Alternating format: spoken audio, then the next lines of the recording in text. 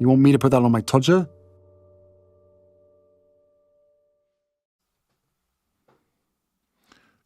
This one's wife. Do the duty. Hello, I'm HG Tudor. If you can rely upon one member of the royal family to be straight talking, it is the Princess Royal, Princess Anne. An individual who understands the meaning of service and getting on with it, rolling up your sleeves and doing what you're committed to doing, recognising that she has a life of privilege, but with that comes an expectation, an understandable one, that you demonstrate service. As a normal, Princess Anne is an individual that does have emotional empathy, but for a smaller group of people. But she also has strong narcissistic traits. She's no nonsense. She calls it as it is. And many people admire her as a consequence of her hard-working nature, her substantial work ethic, and the fact that she's plain talking. This, of course, would have been problematic for this one's wife, and so it proves, as GB News tells us, Princess Anne issued tough and no-nonsense advice to this one's wife. Do the duty.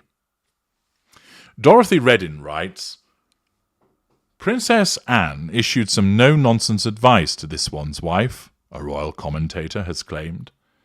The Princess Royal told the Duchess of Sussex that being a member of the royal family is a job as opposed to being a celebrity. Being told that will have been challenge fuel for this one's wife. The fact that Princess Anne is engaging with her provides her with fuel, thus that is not an issue. The issue is this. The fact that she is being told you can't swan around in expensive clothing which you've pounced off people for free. You need to do some graft. No, not grift. Listen carefully. It's spelt differently. It's graft. This is a job, and you have to apply yourself. This one's wife is inherently lazy as well as being rather stupid, and she believes that everything should be provided to her for free. You might think that's an extraordinary worldview to have, but it is the one that she has, all generated by her narcissism. Her narcissism tells her that she is ultra special, and therefore she should receive special treatment, which means you should give her lots of money and she doesn't have to do anything in return. That other people can do all of the heavy lifting, she'll just issue the instructions. And thus, for Princess Anne to tell her this is something where you have to do your duty and it's a job would not find favour with her. Royal commentator Neil Sean took to his YouTube channel to explain how this one's wife sought out Princess Anne when she joined the royal family.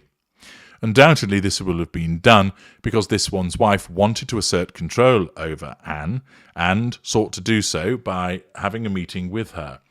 It wasn't because she thought to herself, who can I go and speak to who's been doing this job years, who will provide me with the best information about how I should conduct myself?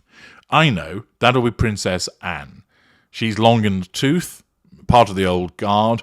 She's seen much come and go. She'll be an ideal person to talk to give me some hints and tips, and so that I can navigate this new role for me much more successfully.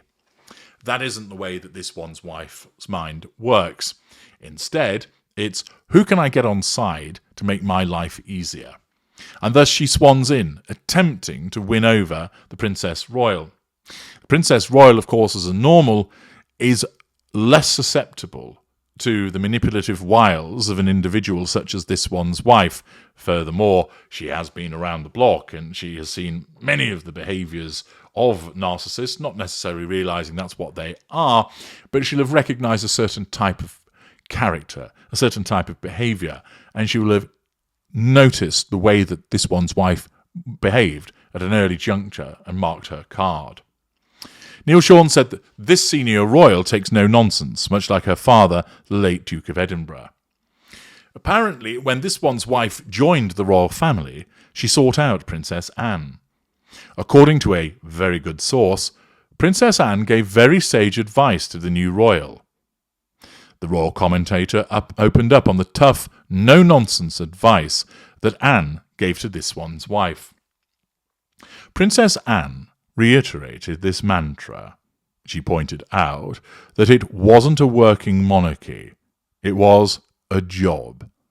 You turn up on time, you do your research, and do the duty, Sean added. It's all about the project at hand. She also pointed out that whatever charities you are involved in, you needed to get involved and get immersed.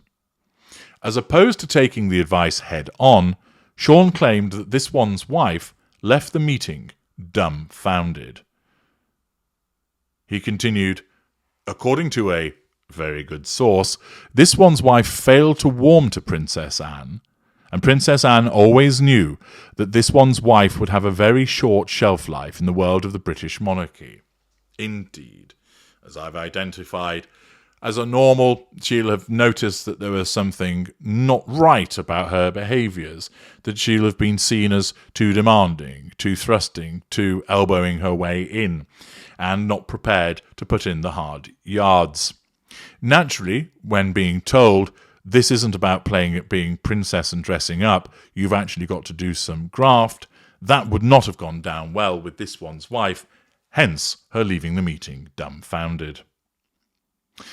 The article concludes by explaining that this one's wife and Prince Harry stepped down as senior working royals in 2020.